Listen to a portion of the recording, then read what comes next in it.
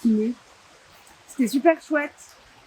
C'était intéressant en plus, en tant que femme, d'échanger sur le métier de maraîchère à des femmes et de casser un peu les idées justement toutes faites et de montrer que c'est complètement accessible pour une femme en fait ce type de métier et que voilà, elles sont les bienvenues.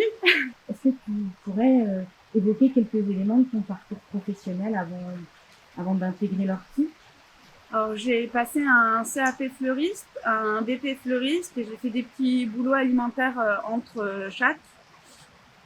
Et puis j'ai travaillé 6 mois aussi en tant que salarié fleuriste. Ça s'est très mal passé, donc du coup j'ai voulu arrêter et je voulais rester dans le végétal et faire quelque chose d'utile. Et du coup le maraîchage bio en plus, c'est vraiment ce qui m'intéressait le plus.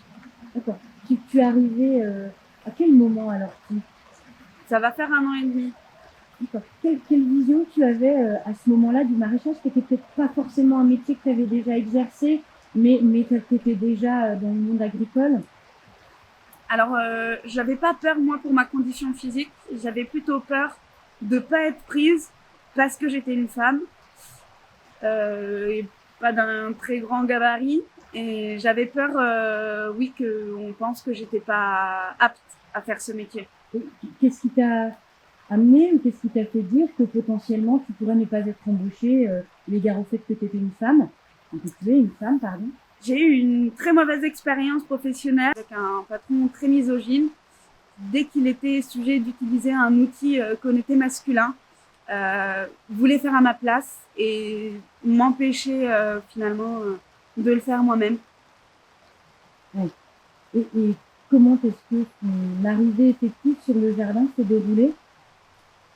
Et ben du coup j'ai fait un entretien d'embauche et puis j'ai commencé ici et finalement c'était très bienveillant et tout était accueillant. Il n'y avait pas de différence entre les hommes et les femmes, quoi. Ouais, c'était une question que je voulais te poser. Est-ce qu'effectivement tu as senti que certains travaux, certaines tâches étaient plutôt réservées aux hommes ou aux femmes? On peut penser par exemple une semis, ou bien parfois il faut pouvoir tu vois, creuser une tranchée. Ben non, pas nécessairement. Après, peut-être aussi parce que moi, je me suis un peu imposée en voulant montrer que, bah, voilà, je pouvais faire aussi. Mais non, après, sur les chantiers un peu physiques, et en général, il y a une certaine mixité homme-femme.